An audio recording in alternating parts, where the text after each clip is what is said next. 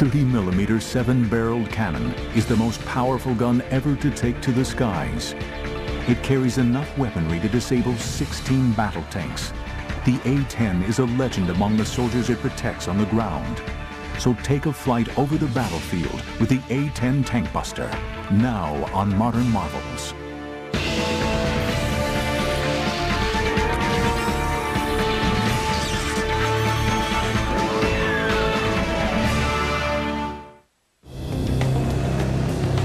Throughout Operation Iraqi Freedom, the A-10 Warthog was the most well-known and feared plane in the U.S. Air Force. I think it was the best equipped Air Force and Army ready to fight that we could have.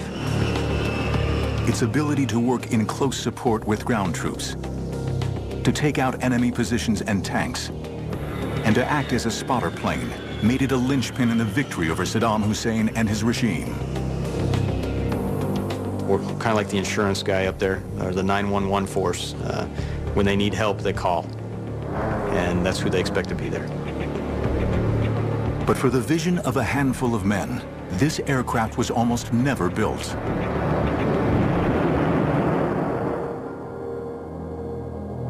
In World War I, aircraft were used as a way of supporting the troops on the ground. In facing down resistance, the planes were called in to either bomb or wipe out the enemy. Close support in cases of mobile warfare, of moving fronts, of fast-moving combat, whether it was retreat or advance, close support was overwhelmingly important. In those situations of battlefield chaos, where it's very hard to get good artillery support, suddenly airplanes become overwhelmingly important and overwhelmingly effective. During the Second World War, fighter bombers such as the Typhoon, the Tempest, the Mustang, and the Thunderbolt I were used in close air support roles very effectively. But one single aircraft was feared as the ultimate close air support machine. The German Junkers 87 dive bomber, nicknamed the Stuka and fitted with a screaming siren. It demonstrated the most effective use of close air support ever seen.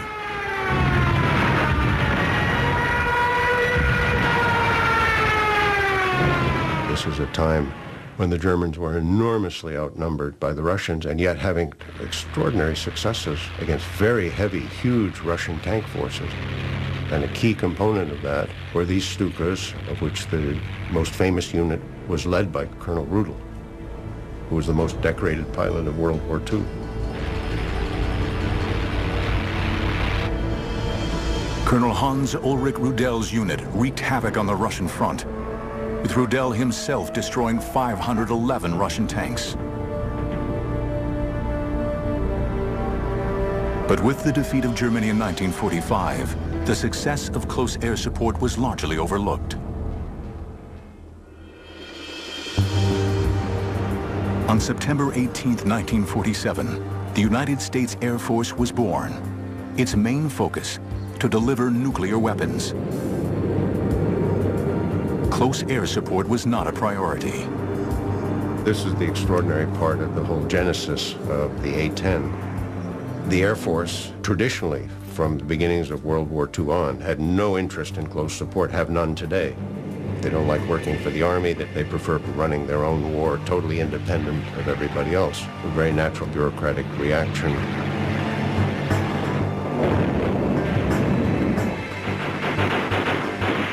During the Vietnam War, the Air Force had to rely on aircraft such as the A-1 Skyraider to protect its ground forces. But what was clearly needed was an aircraft specifically designed to carry large bomb loads, absorb heavy ground fire, and fly for long periods at low altitude over the battleground. Taking the initiative, a group of highly skilled engineers at the Pentagon came up with the specifications for a close air support aircraft, with the hope that the Air Force would eventually see the light. We designed the airplane based on the close support done by these A-1 pilots. We used the experience of the Germans on the Russian front with Stukas, and we actually interviewed Colonel Rudel, who was still alive at the time. We used his experience very heavily in the design of the airplane. We tried to shape an airplane that was directly useful in specifically support of Army troops in the field.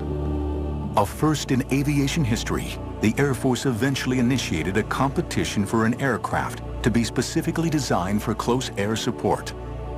When the request for the proposal on the A-10 came in, I immediately was assigned to work on the aerodynamics of that. Fundamentally, she was to be a close air support airplane, which was capable of knocking out heavy tanks, as well as operating from an unprepared short field of 1,500 feet. Fairchild Republic took on the challenges of designing an aircraft unlike any ever built. The winning design would be a stable, straight-winged aircraft to allow for excellent lift and maneuverability. This combined with the General Electric's TF-34 turbofan engines, which would give it a high thrust for takeoff, and a low fuel consumption to enable the plane to have loiter capabilities essential for the role.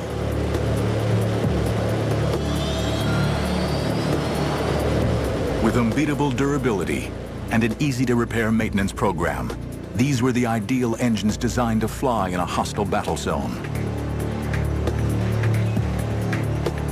But for the Fairchild team, the challenges became apparent immediately. The typical way to build a jet airplane, and the reason that all jet fighters are impossible to use in this close support mission, because they all have fuel wrapped around the engine. Once you have fuel wrapped around an engine, a .22 rifle will kill you. One of our very first design rules was the fuel had to be someplace other than the engine.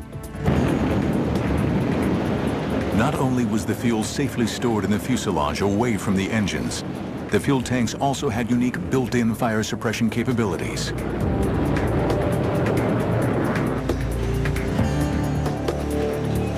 The aircraft's hydraulics could also withstand serious firepower.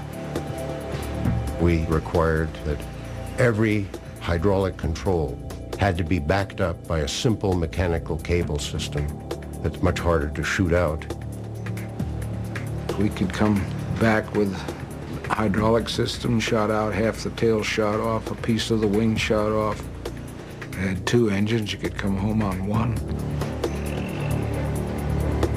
The pilot was bathed in a titanium tub which could take 20-millimeter shells. It was really a piece of machinery that you could fly into hell and back. The A-10's survivability was matched with a deadly capacity, a huge 30-millimeter Gatling gun. Developed specifically for the A-10, the GAU-8A Avenger was capable of firing almost 4,000 rounds a minute, giving the aircraft the ability to blow through tank armor. 2, 1, fire. She was designed primarily with that Gatling gun on the nose, and it was built to destroy anything that was considered an armored weapon on the ground. But she was built around the gun, and the gun was a given from day one.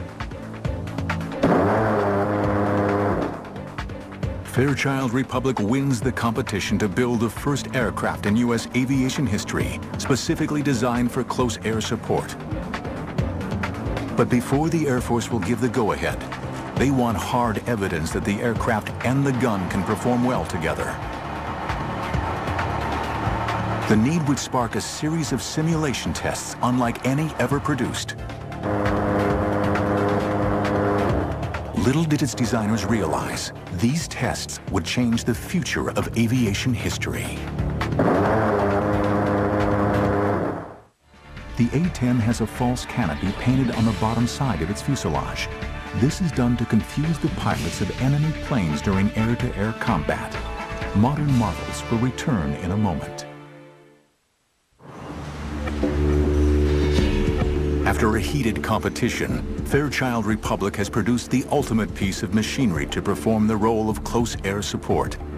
But the Air Force was reluctant to go into production until they have seen for themselves that the aircraft can fulfill its very specific combat role. In a series of amazing tests, the A-10 and its remarkable gun are put through their paces in an effort to create a full-on Cold War battle scenario. We had secretly assembled what we proudly boasted at the time was like the third or fourth largest tank army in the world. Over 300 Soviet tanks from all over the world, off junk heaps and whatever, out in the desert outside Las Vegas. So we ran a program with A-10s, with a gun installed, and with the current ammunition as it was going into production. She had a very strange sound to those engines, very characteristic, and to this day, every time I hear it, I look up, because I know it's my bird. We knew what she'd do, and she didn't disappoint us.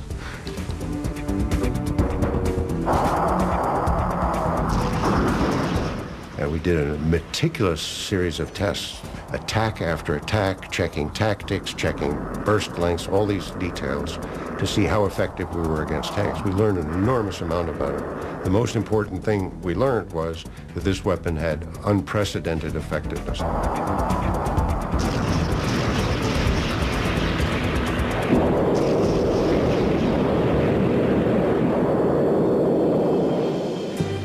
During the Cold War, the threat of Soviet tanks advancing on Western Europe was at times a very real possibility. The Air Force finally gives the production of the A-10 the go-ahead. It was now ready to face a specific enemy. With its highly accurate weapons delivery platform, it was the ideal machine to defend against Soviet armored supremacy.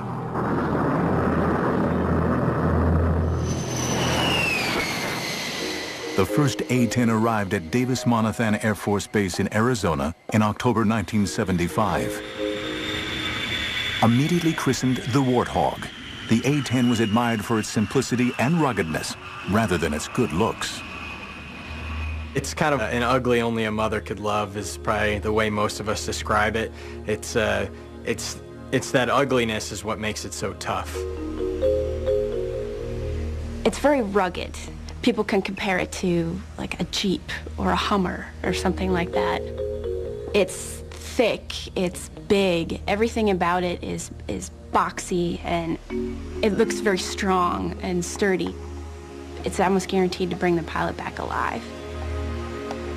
But with a top speed of only 420 miles per hour, high-set twin engines, and squared-off slab-like wings, the A-10 was a far cry from any streamlined jet. It's pretty awe-inspiring. It was so much bigger than the aircraft I'd flown in pilot training. It felt huge and it felt big getting into it. And it was also intimidating just because first time you fly the airplane, you're by yourself, but it was definitely exhilarating at the same time. The single-seat cockpit is surrounded by a large bubble canopy to provide all-around vision and a bulletproof windscreen. I love single-seat cockpit. That's one of the reasons that I was enticed by the A-10. No one looking over your shoulder, no one telling you what to do. You put the aircraft where you want to do it and you employ it in the fashion that you want to employ it. It's all personal, and you are the master. I think the first time that was one of the things that surprised me. It took itself right off the runway for the most part. Once it hits the speed it wants to fly, it just lifts up and away. And I think it probably has to do a lot with the big straight wing, positive camber on the wing. It wants to fly. The plane reacts to you. It's like you kind of strap on the plane itself, and it's an extension of you, and it flies. It has a feel of a real stick and rudder. The A-10 is known for its tight turn radius, so it can turn on a dime. You can even look at the ground as you're turning, and it looks like you're just turning in space. Straight wing lets us turn very, very tight. So even though we're going slow, we've got a very small turn radius, and we can very quickly move our flight path so that we can dodge all those, the AAA and the surface-to-air missiles. But it's the challenge of the unique close air support role that's the main attraction to the A-10 pilots. It's an environment where anything can happen at any time. The mission that we do is not a rote mission. You don't come into it knowing exactly every single thing that's going to happen from the time you take off to the time you land. Once you get in the air is where it starts actually unfolding, and you have to react to that. You hear American voices on the radio screaming because they're taking fire and that there are people dying. Their artillery can't get the enemy. They call in the A-10s. Flying of the airplane has to become secondary. Now you're trying to employ the weapon system, and that's where it gets complicated. We get maps spread out in the cockpit, and we're still trying to talk on the radios and keep from getting shot at.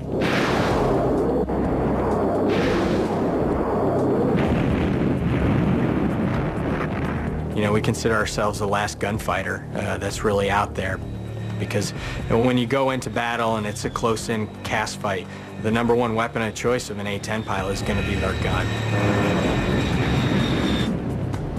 The weapons delivery system incorporates a heads-up display, or HUD, that provides the pilot with the references for flight control and weapons employment. It's incredibly accurate for a gun system, and probably one of the most flexible weapon systems in the world. It's just point and shoot, just like you'd imagine a revolver in your hand. You point it where you want to shoot it, you pull the trigger, and that's where the bullets are going to go. When you roll in and you pull the trigger for the first time, you get excited and the adrenaline starts pumping through, and I had the biggest smile on my face. What a feeling shooting the gun. I mean, the whole airplane shakes. The first time I fired the gun, you know, I had to come off the trigger because it scared me, because I couldn't believe something like that could come out of the front of the airplane, all the flames, the smoke. This 30mm bullet is the size of my forearm, and that smell of gunpowder, you get that in the cockpit after you fire the gun, and it's just incredible. You get a little bit of a high from it, I think, sometimes. It smells like victory. But it would be some time before the pilots would use their guns in anger. With the ending of the Cold War, the tank fleets of the Warsaw Pact no longer seemed like a threat. And the U.S. Air Force plans to withdraw the A-10 fleet from service by the 1990s. But with a serious situation brewing in the Middle East, all that is about to change. The Warthog was about to play a key role in bringing down one of the most destructive individuals in history. Fuel for the A-10 is held in a self-sealing compartment that's protected by internal and external foam. This holding cell will automatically repair itself if hit by a bullet of up to 23mm in size. Modern marvels will return in a moment. In September 1980, Iraq invades Iran, beginning one of the longest and most destructive wars of the 20th century.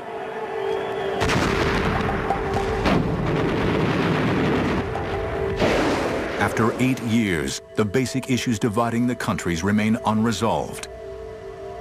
In an effort to contain the Ayatollah Khomeini and the spread of Islamic fundamentalism, the West backed Iraq. Saddam Hussein, the Iraqi dictator, built a formidable war machine, bolstered by the Soviets and the West, becoming the 4th largest army in the world, with over 4,000 tanks. On August 2nd, 1990, Iraq invaded Kuwait. For 15 years, the A-10 waited for the chance to justify its place in the Air Force's arsenal. For the Warthog, it's now make or break time. When the first Gulf War started and our squadron deployed down there, approaching that time period, the Air Force was considering getting rid of the airplane. It wasn't until the Gulf War came around we proved the fact that we are a capable cast platform. When the war broke out on January 16, 1991, there was an urgent need for a missile-launching Tankbuster. The A-10s were committed to combat for the very first time. Back then, you know, we had nobody with combat experience except for a few of the very senior leadership that had flown in Vietnam. So a lot of people were unsure what to expect. Deployed to the Gulf to back up coalition ground forces, A-10 squadrons launched on Iraq's thousands of tanks in the mother of all battles. First day, I'll never forget that feeling. It was like, wow, this is the big game. You know, you're real pumped up, adrenaline's flowing. You know, let's go. You know, you go in, we hit a target, and I remember looking down and going, what's all that glittery stuff down there? And sure enough, it was, you know, them shooting. Oh, whoa, they're shooting at us. And that's when it kind of hit you, you know, this isn't just training anymore. The way that I saw the Iraqis working is, if they knew we were going to hit something, they moved it. And they played lots of shell games. And it's kind of like, you know, where are they hiding it now?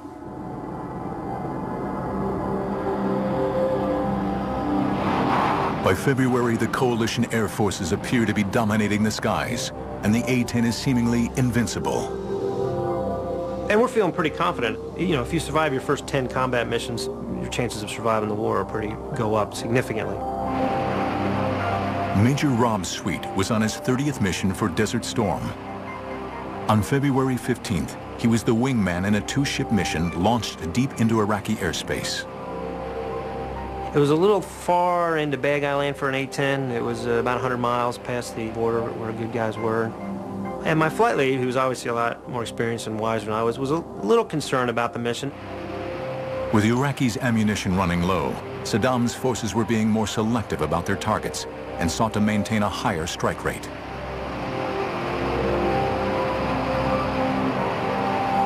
So we said, all right, well, we won't hang out as much at the target. We'll take 2-3 passes and then we'll leave, go somewhere else. There's a formation of tanks in a circle about 3 miles in diameter, no craters anywhere, and we were kind of aware that maybe these were plywood dummy targets. Sweet's flight leader rolled in to take a closer look at the target and then clears his wingman in. For Sweet, what began as a routine mission was about to turn into his worst nightmare. As I'm coming off, sure enough, here comes the SAM. Well, whoa, that ain't good. But if you see it, you can beat it. So I saw it, put out some chaff flare, I kind of pulled around it,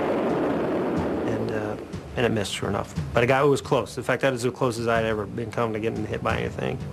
So I went from being, whoa, that scared the living daylights out of me, to losing my professionalism somewhat and getting really pissed off at this guy for scaring me. So he was going to die for doing that. As I was rolling in, you know, I felt a loud bang in the airplane, and I went, ooh, that isn't good. And I looked back, and I didn't like what I saw. Most of my right wing was gone. It was on fire. I think to myself, okay, bad hit, but there's still some wing on there, and I should be able to fly it out of there, and the A-10's pretty rugged. The Iraqi missile, which would have destroyed most other fighters, seriously cripples the A-10. The plane enters a steep spin/spiral, starts spiraling on down. I'm throwing switches trying to recover. I'm yelling, yeah, I can't recover, and then I start to panic. And I remember just seeing a desert coming up like this, and time to get out. The Aces II ejection seat is a fully automatic catapult rocket system. Once ejected, the parachute automatically deploys. I'm coming down on my parachute, and I see my A-10 hit the ground. And that was kind of disturbing.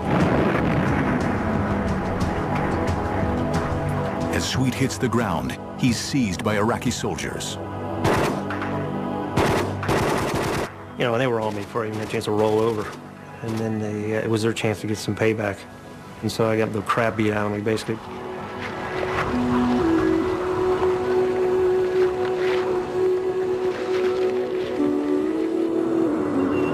He's taken away to a command bunker and interrogated. I thought I was going to get shot at any moment, you know.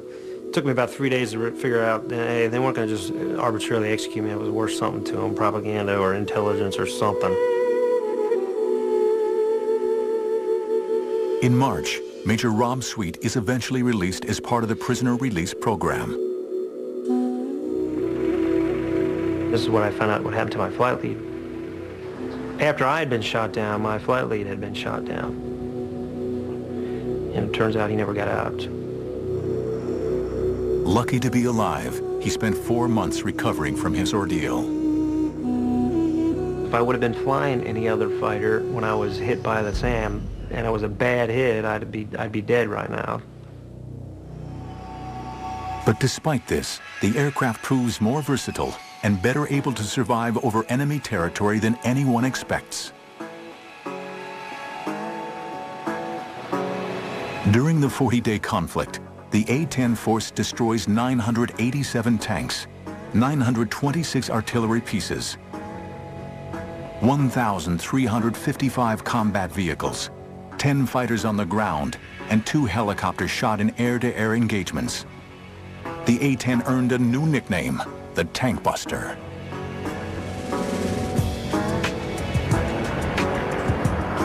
The result confounds all those who questioned the need for a dedicated ground support aircraft.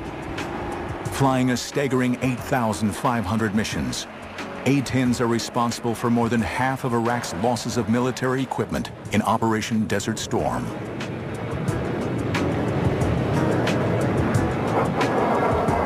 Tragically, this remarkable record is marred by a number of incidents in which coalition forces are mistakenly attacked by A-10s.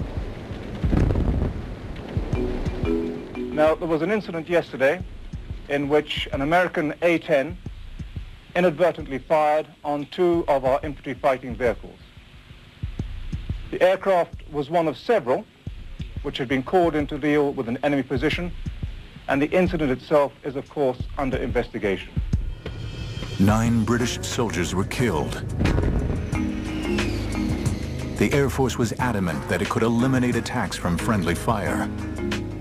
What nobody knows is that the next challenge for the A-10 will be in an entirely new and forbidding battlefield, Afghanistan.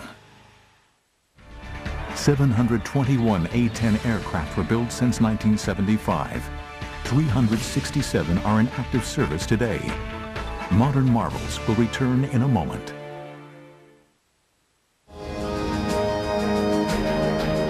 The A-10 proved itself a success in Desert Storm. But for this aging aircraft to remain integral to the Air Force attack plan, it would have to meet the constraints of an ever-changing battlefield. The A-10 got quite a few upgrades. No new engines or anything like that, but more avionics upgrades. We were able to incorporate systems that had come online, the global positioning satellite systems. The A-10 was the first fighter to fully integrate with the night vision devices. The whole cockpit is modified to use night vision goggles.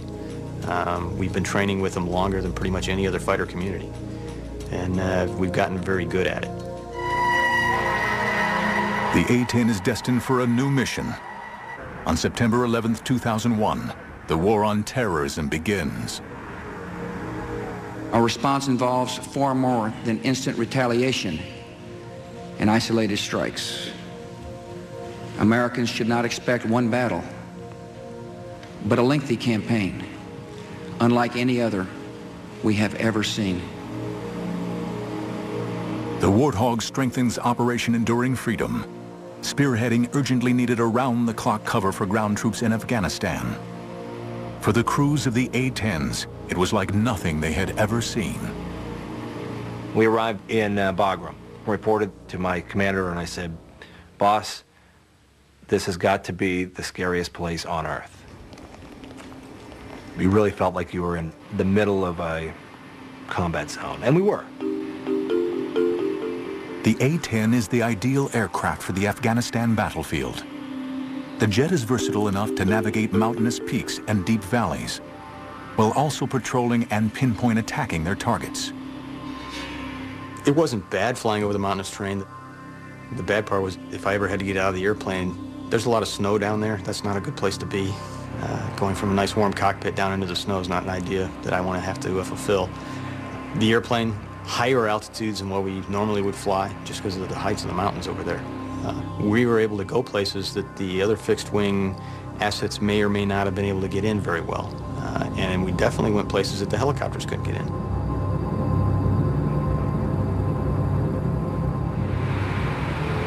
Around the clock, the Warthogs support regular and special forces soldiers while combing the mountains of Afghanistan for enemy rocket launch sites and mortar posts. As its pilots soon realized, every mission would test their training and their wills to the limit. We showed up just past dark and got a brief, was handed a set of maps, and was told, hey, there's a lot of ground guys who are in trouble. Go out there and do what you do. Didn't have a whole lot of situational awareness on what was going on the ground. And when we checked in, the radios were just going crazy with guys calling for close air support. Your pulse rate goes up. The intensity of what you're thinking about goes up. You know, the adrenaline rush, it's a good feeling though. And what's nice is you turn your airplane towards the fight and your training takes over. So first thing we're looking for is what's the overall situation on the ground and get a big picture view, and then move into the area. And once we get into the area, have a pretty good idea of where everybody should be. Now we'll move from the big picture to the much smaller concentrated area. And one of the first things I'm going to try to do is look down and try to find where the friendly position is. And if I can't identify him exactly, I want to at least narrow down something that I can use as a line in the sand and say, okay, we can't drop past here because that's where our guys are. On entering the battle zone, one of the A-10 pilot's main responsibilities is to avoid friendly fire incidents at all costs. What we mainly have to help us avoid fratricide is our radios and our eyes. Very low tech, but I think that's what makes us more efficient. Yes, we have a global positioning system that helps us figure out where we are. And we have night vision goggles that find out what's down there. But when it comes time to find out where the target is, yeah, we got to use old-fashioned Mark I eyeballs and our hands to think about where that is, because without that, we couldn't do our mission. We went in there, and the night vision goggles were really hard to use because the sun had set, but it wasn't low enough where we were getting a lot of brightness coming from the west. So it was really difficult to use the NVGs. There was no moon illumination, and we're in this very harsh terrain that I've never seen before. A team of observers down on the battlefield work with each pilot to guide the aircraft to its target. The Terminal Attack Controller, or ETAC, works for the Army and is responsible for ensuring that the A-10 pilot identifies and attacks the correct target while minimizing the risk to friendly ground forces. We pass them a situational update, an area update on what's going on in the battlefield. Let them know where the friendly troops are, what the situation is of the enemy, and they kind of give them a heads up of what the threats are in the area. We'll pass them all that information. They'll copy it down. They work their little magic in the cockpit. The A-10 is linked to the ground commanders by an Army radio network, which distributes data throughout the battlefield. He said, hey, here's where we are, and I need you to put some ordnance down 700 meters from us, which, that was eye-opening. And so we took that distance and rolled in and put a couple of 500-pound bombs down, and it immediately quieted the target area. It's kind of like a large dragon breathing fire. That's what I could see. You know, it sounds really loud. Like a dinosaur, really, raining lead from the sky.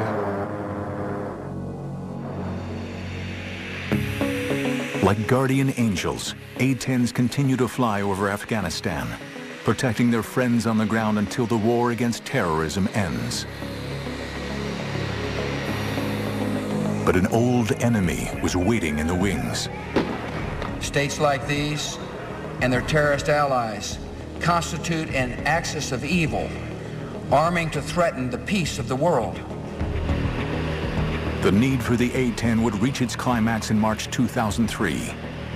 Saddam Hussein's horrific regime is reaching fever pitch. This time, it would take an army with the A-10 on the front lines to bring him down. An A-10 fighter is still capable of flying with 10 feet of its wing missing and half of its tail gone. Modern marvels will return in a moment.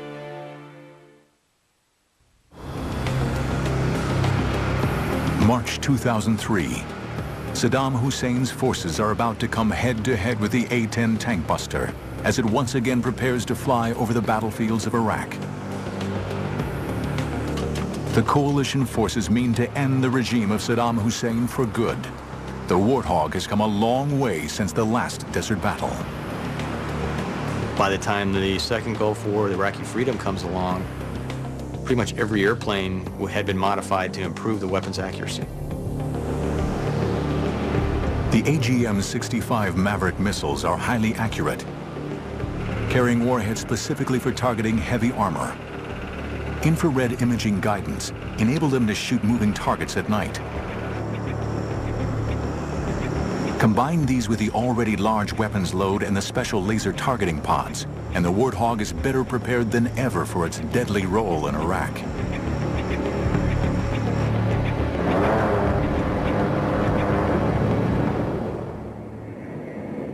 Flying from the seized Talil Air Base in southern Iraq, A-10s fly numerous missions as coalition forces launch one of the greatest military assaults since World War II. The assault of Baghdad. For the A-10 crews, it would be the challenge of a lifetime. We were flying up towards Baghdad. We were excited to go up there, but the hair on the back of our necks was standing up, and your heart was beating really fast. I actually said a lot more prayers stepping into the cockpit that day. There's all those different emotions running through your mind, and you're saying, please, let me do what I'm trying to do and do the right thing. Calling the Warthogs to their targets is another essential member of the ground command team, the Forward Air Controller, or FAC. A-10 pilots take turns to carry out this job, using their specialist knowledge of the mission in the air to coordinate with the soldiers on the ground. We go to a battalion, and we speak Air Force to the Army. We make sure the no fratricide occurs. Air Force doesn't shoot the Army, Army doesn't shoot the Air Force. Keep them deconflicted, but then secondary to that is make sure that those A-10s affect the battlefield for the Army. Everyone's talking, just trying to get permission to actually execute the attack. And those sound like simple questions, and this sounds like, pick up the phone, ask, but when you're asking one airplane who's relaying to another guy who's probably, 400 or 500 miles away, sitting in a room somewhere, it takes time. And, oh, by the way, every aggressive fighter pilot in Iraq at this point is making the same phone call, trying to get permission. Thanks for the work, sir. You got your lead. The FAC is the A-10 pilot's first point of contact on arrival in the area. Part of his role is to provide the pilot with the target coordinates with pinpoint accuracy. It sounds cold-hearted, but it's very systematic, They tell us the targets, we find the targets, we kill them, we report it's killed, next target. And it just goes, next target, next target. On arrival over the battlefield, the A-10 pilot often has to use basic technology to locate exactly where the target is. In pilot Eric Yehemowitz's case, an Iraqi missile site. I went down with the binoculars and was searching the target coordinates. The 6 missile launchers weren't where they were supposed to be. So it took me a little while to search the area. The Iraqis had moved them probably about half a mile to a mile away. I'm thinking to myself, okay, I don't know if that radar operator sees me with that missile, but I see the target next to it, and it was just an awesome feeling. Your focus then, all of a sudden, is into this one little area is what you're looking at. As you roll down, pilots call it the chute, or when you roll in to employ, that's it, the whole world melts into just this little area. And I was able to lock this thing up and fired that missile, and it came screaming off the rail. From over 17,000 feet, the long-range 300-pound launch and leave Maverick missile travels to its target. For Yehemowitz, the seconds seem to go on forever. I'm waiting and I'm thinking, oh man, the missile went stupid. It went flying into Iran. It should have hit by now. And I'm like, oh man, I'm in trouble. It just felt like an eternity. It is surreal. You're so far up, it's hard to hear anything on the ground. You're so used to hearing the jet. It's like the white noise of having a fan in the background. But then all of a sudden, boom, just a massive explosion, and it is totally elation. Now I know I got him.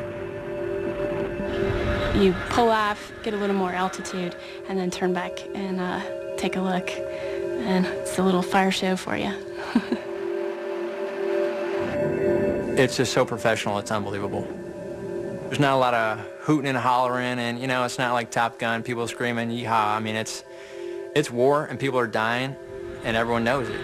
You know, we're sitting on the edge of our seats, concentrating that we don't get shot down for once, and then that we don't hurt the wrong people. Going in there, I said I have two objectives. One, zero fratricide. Two, affect the battlefield. And they were in that order. My number one goal was to prevent fratricide. Knowing where the friendly forces are is paramount if the A-10s are to protect them. And losing sight of troops on the ground can lead to mistakes or deadly friendly fire. As a fighter pilot, that's our first job, to find out, is there anyone out here that we don't know about? You know, it comes down to a fight with friendlies nearby. Weapons release is going to be authorized by the guy on the ground. So you have to have that warm fuzzy, that you've got the complete picture, that you know these are friendly troops, those are enemy troops. But even with all the advantages of modern technology, relying on this alone can seriously jeopardize the troops on the ground. Yes, there are technological ways. There are also old school ways, giving a good talk on, making sure you're confirming with that aircraft that he really does see the friendlies. There's 1,000 ways to make sure that he's looking at the right thing and you all are on the same page of music. And I used every single one of them, because I'd rather drop 0 bombs and have 0 fratricide than drop 1,000 bombs and have one be on a friendly position. Despite the fear of horrific friendly fire accidents, the feeling of flying the plane is the love of every hog driver and the reason for signing up. It's no race car, you know, it's not the Porsche, you know, it's not even a pickup truck. In such a neat airplane, because I feel like I'm flying with the seat of my pants. I can feel everything that's happening to the airplane. None of it's magic, it's all me. Whatever it does, I made it do. The 60 Warthogs deployed for Iraqi freedom dominate the skies, firing an incredible 311,597 rounds of 30mm ammunition. The flying gun performs amazingly. We lost a few folks in the first Gulf War. We didn't lose any in the second. Lost airplanes, but we didn't lose people.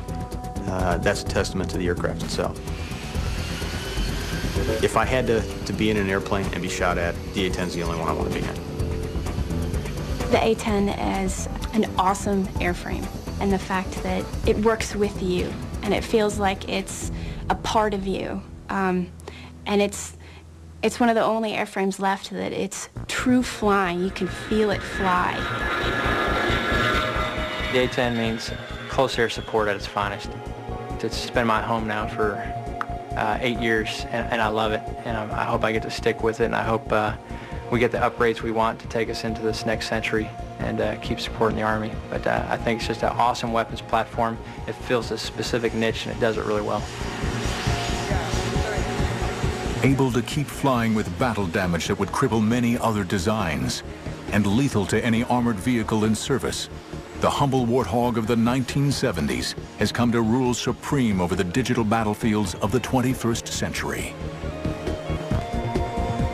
Due to remain in service until at least 2025, the A-10 Warthog has proven itself to be one of the most effective aircraft ever flown in the U.S. Air Force, and a legend to those who've flown it. She is not very clean when it comes to protuberances and bumps, and so she's not the sleekest looking piece of machinery that I ever designed. But she got the job done.